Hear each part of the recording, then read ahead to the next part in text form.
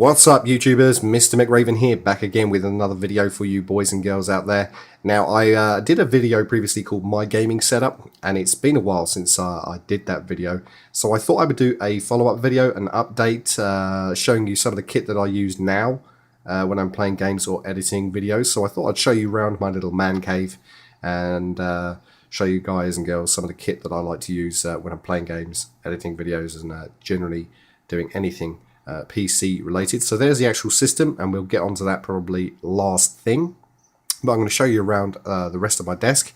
The desk is fairly straightforward and simple. There's a cabinet here on the left side. There's the corner unit, which is quite large there, and then there's another cabinet on the right side with lots of drawers full of hardware and bits and bobs. And there's my in tray with lots of stuff to sort out in there. And I'll show you the system there a little bit later on. But just to the left of me, I've actually got an old Athlon system down there running on XP that needs to be tinkered with at some point in time. And in this white Phantom 410 case is a small budget gaming build that I'm doing for a friend's daughter. She's a young teenager and she's getting into gaming. She's been playing on the PS3 console, but she's looking to get into PC gaming. So she gave me a very small budget, being a teenager, to build her a gaming PC, and this is the PC I've put together for it. It's got a few nice little bits in there, but it is on a budget, so it's no powerhouse, but it should be certainly enough to get her into the starts of PC gaming. There's a Corsair CX430 power supply in the bottom there, and these power supplies I've been using for the past month or so. In a lot of budget builds, office builds, and one or two gaming builds that I've done. These are very good power supplies. They come with fully sleeved cables, and they're extra long sleeved cables, so they reach pretty much everywhere you need them to reach in almost any case. This is a MIDI tower case, so the cables reach quite far, and there's plenty of room there. You can see on the 4-pin on there, so that's a really good power supply. If you're thinking about purchasing one of those, I can give you a recommendation on them because they're really good. Really easy to build with, 80 plus certified as well, so that's good as well. Now there's some Gigabyte fans with blue blades, one in the back and one in the bottom, because she wanted a blue themed case. There's a Seagate 500 gig hard drive in there waiting for an operating system and games to be installed on it. And there's a small lighting kit yet to be fixed in the bottom here. And moving on to the other hardware, there's a standard OEM DVD drive in there for installing games. Other than that, there's not really much use for it, but it's good to have one just in case. There's an F2A55M LE Asus motherboard with the blue accents, again keeping with the blue theme. There's 2 sticks of Corsair Vengeance RAM, taking up to 4 gigs total, with the blue heat spreaders, keeping with the theme again, and a blue extension to the power cable for the motherboard there, again with the blue theme. There's an Arctic Pro 7 cooler. I can't remember which cooler this is now, but that's in there. That only just fitted in above the RAM, but it did fit in there. And there's an A10 5800K APU underneath there, and I'm going to be overclocking that a little bit to get some extra performance in games as well with that. So that's just a little budget build. It's one of the things I do. I do build quite a few PCs throughout the year, and that's just one of them that I've done for a friend on a budget. Moving on to my actual kit, we've got a DGM IPS panel here. It's a 24-inch display with a 1920 by 1200p resolution. It's plenty enough for the games that I play. It's crisp, it's sharp, and the colours are pretty good. I like the monitor. It's served me well, and it's certainly better than the 1080p monitor I was using before. And I have to say, IPS monitors are certainly a lot better than I thought they were going to be. And it's not a glossy finish one, so I don't get any nasty reflections off of that. But that's the monitor that I like to use. Now moving on to some of the peripherals that I use, there's a G19 keyboard. I think in the last video I was using a G15, but there's a G19 there, and it collects dust like nobody's business, so it does need a clean. And as much as I clean it, it gets dirty quite quickly. But that does the job. I'm not looking at mechanical keyboards just yet, but this has served me well, and I'm hoping it will serve me quite well for quite some time to come. But that's the keyboard I like to use. Moving on to the mouse, I've got a Cyborg R.A.T 3 mouse in white with a gloss finish. Don't know if you can really make that out. And I'm beginning to really hate the gloss finish on the mouse because it makes everything slippery and greasy and horrible. But other than that, it works quite well. I've used a RA.T mouse, and that broke, unfortunately, but I've got this RA.T 3. And it does what I need it to do when playing games. I like the extra buttons. It's relatively easy to use. And it's fairly simple. I don't know quite why I bought the white version. It was an impulse buy, and I bought that. But it does the job. There's a Razer Goliathus extended edition mouse mat. This is getting quite old now, getting a bit worn and dirty, despite being washed several times. But it does a job. It's huge.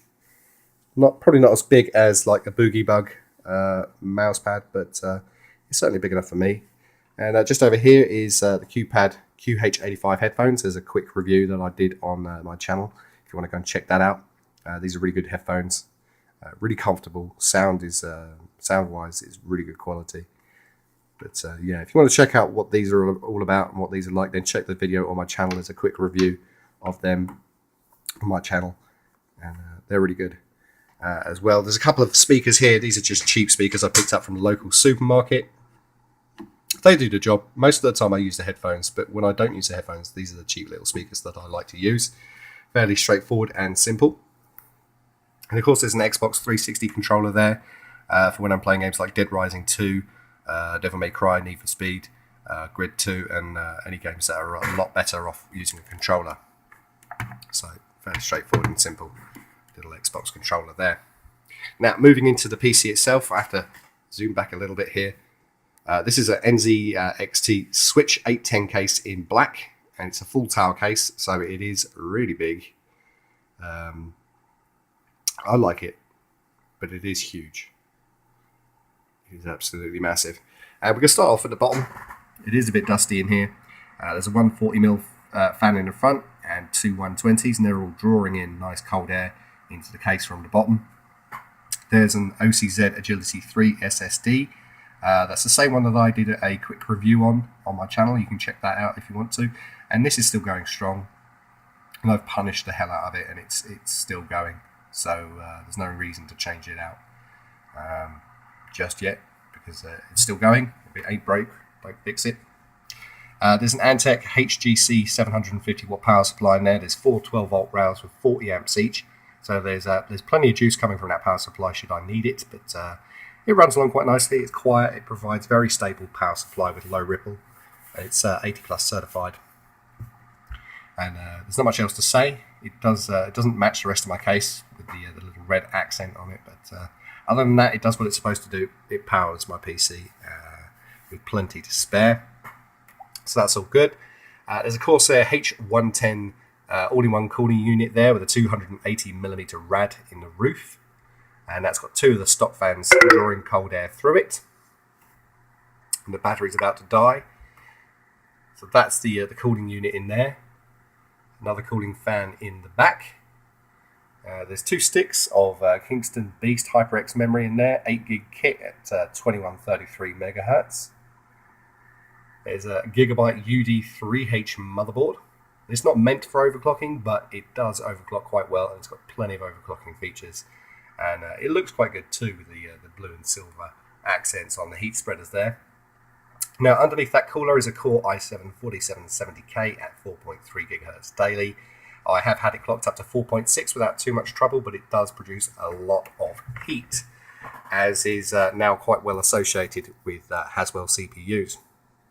So that's the CPU, motherboard and memory. Now moving on to the GPU, I was using a GTX 680 from EVGA, and that was a superb GPU, but I've swapped that out for an Asus Matrix Platinum HD 7970, and I don't know if you can really see in this video, but this card is massive. It occupies 2.5 slots just for the cooler alone, and it comes in clocked at 1100 MHz on the core and 6.6 GHz on the memory, and I have it overclocked to 1.3 GHz on the core and 7 GHz on the memory without any issues at all. The cooler is quite quiet, and it keeps everything nice and chilly, and it's really quite powerful GPU. Really pleased with the 7970 over the GTX 680. It's got a little light on the side of it which changes colour depending on how much load it goes under. And no matter what game I play, I never see it turn red, which is extreme load. So it handles everything I throw at it. I mean, Battlefield 3 at Ultra at 1200p, everything maxed out, I get around about 86 frames per second average, to give you some idea of the performance that I get out of my PC. And it's pretty much more than enough for what I need when I'm running a single display. And I know at least if I do decide to go for multi-monitors, that I've got the hardware that can back it up in there. But that's pretty much it for my system. That's the PC I use when I'm playing games and editing videos. And there's some insight to my man cave and some of the things that I enjoy doing. I hope you guys and girls have enjoyed it. If you have, leave any comments or questions in the comments box below, and I'll try and answer them as soon as I can. Until then, take care and have fun.